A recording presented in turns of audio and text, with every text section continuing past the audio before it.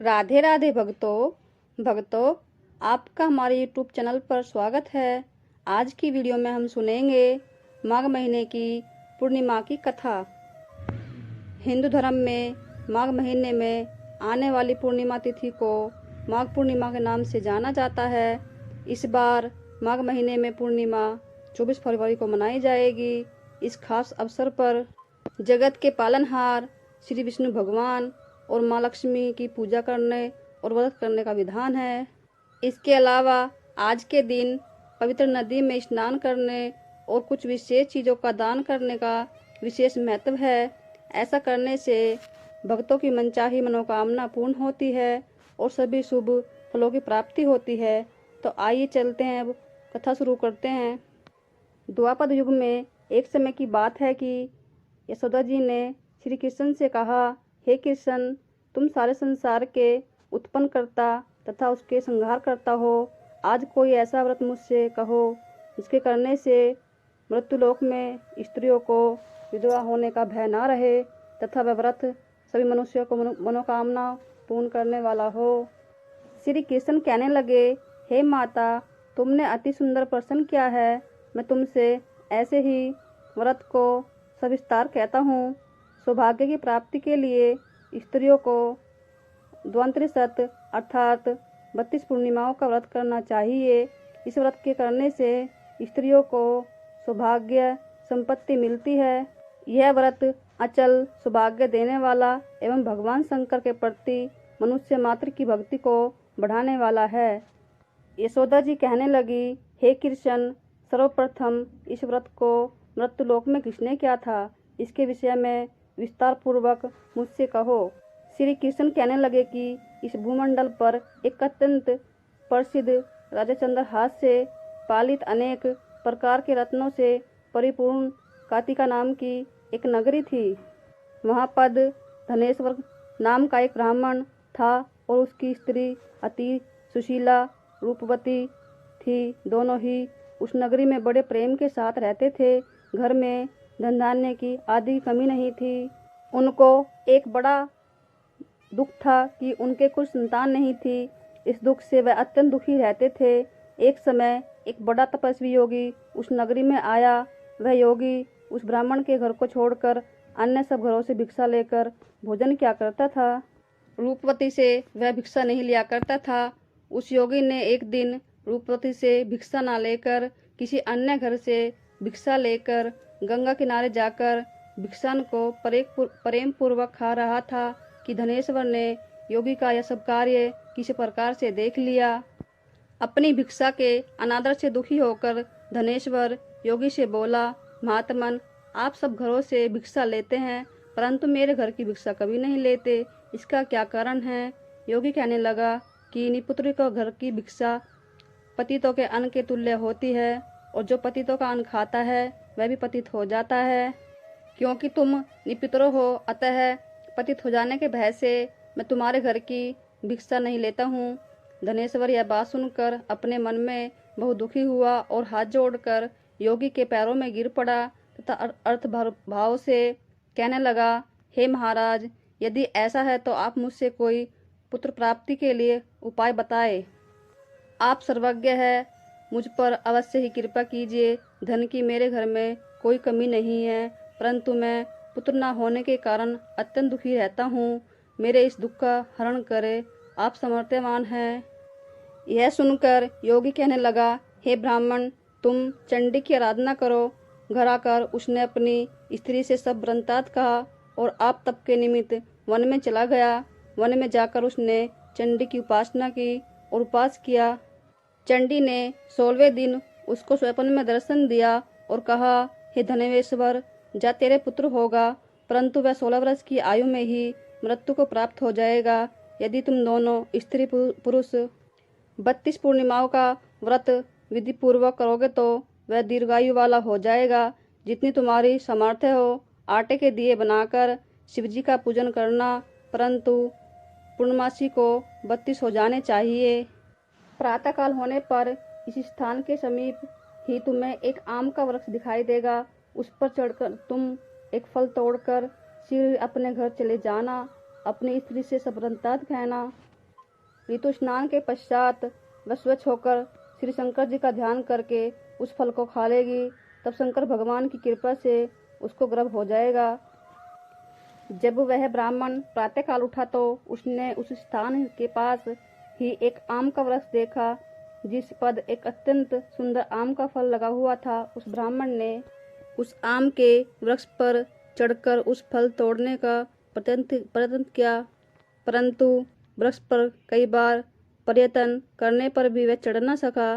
तब उस ब्राह्मण को बहुत ही चिंता हुई और विघ्न विनाशक श्री गणेश जी की वंदना करने लगा।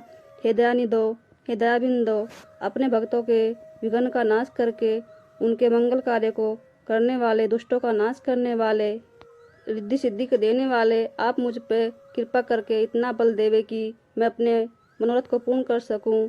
इस प्रकार गणेश जी की प्रार्थना करने पर उनकी कृपा से धनेश्वर वृक्ष पर चढ़ गया और उसने एक अति सुंदर आम का फल देखा। उसने सोचा कि जो वरदान में फल मिला था वह यही है और कोई फल दिखाई नहीं देता। उस धनेश्वर ने जल्दी से उस फल को तोड़कर अपनी स्त्री को लाकर दिया और उसकी स्त्री ने अपने पति के कथानुसार उस फल को खा लिया और वह गर्भवती हो गई। देवी जी की असीम कृपा से उसके एक अत्यंत सुंदर पुत्र उत्पन्न हुआ, जिसका नाम उन्होंने देवीदास रखा। माता पिता के हर्ष और शोक के साथ वह बालक शुक्ल पक्ष के चंद्रमा की भांति अपने पिता के घर में बढ़ने लगा। भवानी की कृपा से बालक बहुत ही सुंदर, सुशील और विद्या पढ़ने में बहुत ही निपुण हो गया। दुर्गा जी के आज्ञानुसार उसकी माता ने द्वांतरी 32 पूर्णिमाओं का व्रत करना आरंभ कर दिया, जिससे उसका पुत्र दीर्घायु वाला हो जाए। 16 वर्ष लगते ही देवीदास के माता पिता को बड़ी चिंता हो गई कि कहीं उनके पुत्र की इस वर्ष मृत्यु न हो जाए। इसलिए उन्होंने अपने मन में विचार किया, यदि यह दुर्घटना उनके सामने हो गई तो वह कैसे सहन करेंगे। उन्होंने देवीदास के मामा को बुलाया और कहा कि हमारी इच्छा है कि देवीदास 1 वर्ष तक काशी में जाकर विद्या ध्यान करे और उसको अकेला भी नहीं छोड़ना चाहते, इसलिए साथ में तुम चले जाओ और 1 वर्ष के पश्चात इसको वापस लौटा लाना। सब प्रबंध करके उसके माता पिता ने काशी जाने के लिए देवीदास को एक घोड़े पर बैठाकर उसके मामा और उसके साथ कर दिया, किंतु यह बात उसके मामा या किसी और से नहीं कहा। धनेश्वर ने सपत्नीक अपने पुत्र की मंगल कामना तथा दीर्घायु के लिए भगवती दुर्गा की आराधना और पूर्णमासियों का व्रत करना आरंभ कर दिया। इस प्रकार बराबर 32 पूर्णिमाओं का व्रत पूरा किया। कुछ समय पश्चात एक दिन वे दोनों मामा भांजे मार्ग में रात्रि बिताने के लिए किसी ग्राम में ठहरे हुए थे। उस दिन ग्राम में ब्राह्मण की अत्यंत सुंदर, सुशीला, विदुषी और गुणवती कन्या का विवाह होने वाला था। जिस धर्मशाला के अंदर वर उसकी बारात ठहरी हुई थी, उसी धर्मशाला के अंदर देवीदास और उसके मामा भी ठहरे हुए थे। संयोगवश कन्या को तेल आदि चढ़ाकर मंडप आदि का कृत्य किया गया तथा लगन के समय वर को धनुर्वात हो गया। अस्तु वर के पिता ने अपने कुटुंबियों से परामर्श करके निश्चय किया कि देवीदास मेरे पुत्र जैसा ही सुंदर है, मैं इसके साथ ही लगन करा दूं और बाद में विवाह के अन्य कार्य मेरे लड़के के साथ हो जाएंगे। ऐसा सोचकर देवीदास ने के मामा से जाकर बोला कि तुम थोड़ी देर के लिए अपने भांजे को हमें दे दो, जिससे विवाह के लगन के कार्य सुचारू रूप से हो सके। तब उसका मामा कहने लगा कि जो कुछ भी मधुपूर्वक आदि कन्यादान के समय वर को मिलेगा वह सब हमें दे दिया जाएगा, तो मेरा भांजा दूल्हा बन जाएगा। यह बात वर के पिता के स्वीकार कर लेने पर उसने अपना भांजा वर बनने के लिए भेज दिया और उसके साथ विवाह कार्य रात्रि में विधि पूर्वक संपन्न हो गए। पत्नी के साथ वह भोजन न कर सका और अपने मन में सोचने लगा, न जाने किसकी पत्नी होगी।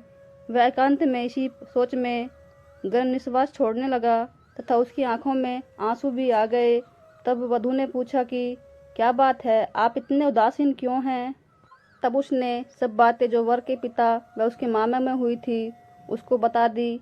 तब कन्या कहने लगी कि ब्रह्म विवाह के विपरीत कैसे हो सकता है। मैंने अग्नि के सामने आपको अपना ही पति बनाया है, इसलिए मैं आपकी ही पत्नी रहूंगी, किसी अन्य की कदापि नहीं।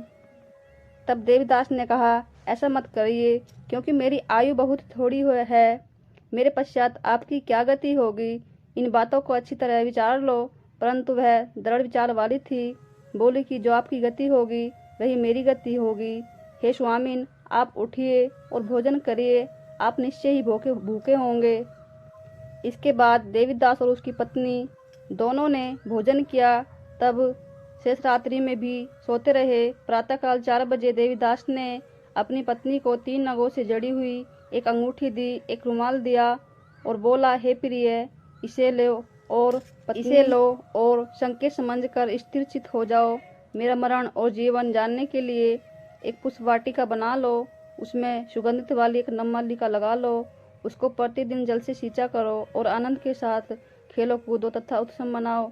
जिस समय और जिस दिन मेरा परिणांत होगा ये फूल सूख जाएंगे, और जब ये फिर से हरे भरे हो जाए तो जान लेना कि मैं जीवित हूँ। यह बात निश्चय करके समझ लेना, इसमें कोई संशय नहीं है। यह समझाकर वह चला गया। प्रातःकाल होते ही वहाँ पर गाजे बाजे बजने लगे, और जिस समय विवाह के कार्य समाप्त करने के लिए वर और उसके बराती मंडप में आए तो कन्या ने वर को भली प्रकार से देखकर अपने पिता से कहा कि मेरा पति नहीं है। मेरा पति तो वही है जिसके साथ रात्रि में मेरा पाणी ग्रहण हुआ था, इसके साथ मेरा विवाह नहीं हुआ था। यदि वही है तो बताए कि मैंने इसको क्या दिया। मधुपूर्वक और कन्यादान के समय जो मैंने भूषणादि दिए थे उन्हें दिखावे। रात में मैंने क्या गुप्त बातें कही थी वह सब सुनावे। पिता ने उसके कथानुसार वर को बुलाया। कन्या की यह बातें सुनकर वह कहने लगा कि मैं तो कुछ भी नहीं जानता। इसके पश्चात लज्जित सा होकर वह अपना समूह लेकर चला गया और सारी बारात भी अपमानित होकर लौट गई। भगवान श्री कृष्ण बोले, हे माता, इस प्रकार देवीदास काशी विद्याधन करने के लिए चला गया। जब कुछ समय बीत गया तो काल से प्रेरित होकर एक सर्प रात्रि के समय उसको डसने के लिए वहां पर आया। उस विषधर के प्रभाव से उसके शयन का स्थान चारों ओर से विष की ज्वाला में विषैला हो गया, परंतु ब्रजराज के प्रभाव को उसको काटने न पाया, क्योंकि पहले ही उसकी माता ने द्वांतरी 32 पूर्णिमाओं का व्रत कर रखा था। इसके बाद मध्याह्न के समय सोमकाल वहाँ पर आया और उसके शरीर से प्राणों को निकालने का प्रयत्न करने लगा, जिससे वह मूर्छित होकर जमीन पर गिर पड़ा।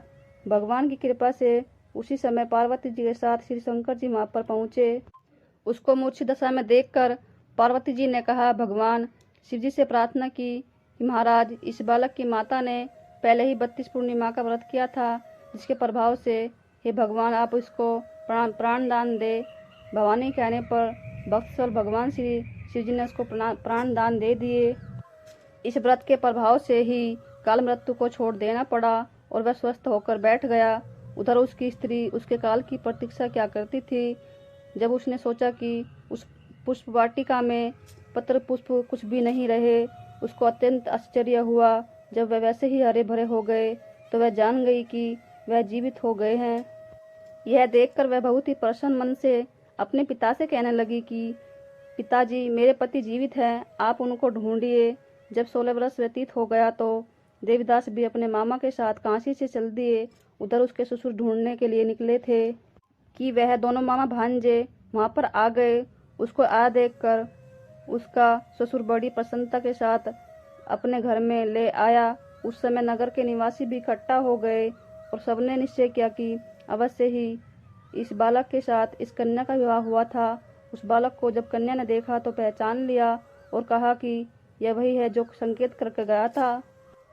तदुपरांत सभी कहने लगे कि भला हुआ जो आ गया, और सब नगर के वासियों से ने आनंद मनाया। कुछ दिन बाद देवीदास अपनी पत्नी और मामा के साथ अपने ससुर के घर से बहुत सा धन दहेज लेकर अपने घर के लिए प्रस्थान किया। जब वहाँ अपने गांव के निकट आया तो कई लोगों ने उनको देखकर उनके माता पिता को पहले ही जाकर खबर दे दी कि तुम्हारे पुत्र देवीदास अपनी पत्नी और मामा के सहित आ रहे हैं। ऐसा समाचार सुनकर पहले तो उनको विश्वास नहीं हुआ, किंतु जब और लोगों ने भी आकर उनकी बातों का समर्थन किया तो उनका बड़ा आश्चर्य हुआ। लेकिन थोड़ी देर ही में देवीदास ने आकर अपने माता पिता के चरणों में सिर रखा, प्रणाम किया और उसकी पत्नी ने भी अपने सास ससुर के चरणों में स्पर्श किया। माता पिता ने अपने पुत्र और पुत्रवधू को आने के खुशी में धनेश्वर ने बड़ा भारी उत्सव किया और ब्राह्मणों को बहुत सी दान दक्षिणा देकर प्रसन्न किया। श्री कृष्ण कहने लगे कि इस प्रकार धनेश्वर 32 पूर्णिमाओं के व्रत से पुत्रवान हो गया। जो भी स्त्रियां इस व्रत को करती है वे जन्म जन्मांतरों से वेद्य का दुख नहीं भोगती और सदैव सौभाग्यवती रहती हैं। यह मेरा वचन है, इसमें कोई संदेह नहीं है। यह व्रत पुत्र पौत्रों को देने वाला तथा संपूर्ण मनोकामनाओं को पूर्ण करने वाला है। द्वांतरशत 32 पूर्णिमाओं के व्रत करने से व्यक्ति की सब इच्छाएं भगवान शिव जी की कृपा से पूर्ण हो जाती है। बोलो शंकर भगवान की जय। तो आपको हमारी वीडियो कैसी लगी प्लीज कमेंट में जरूर बताइएगा। राधे राधे।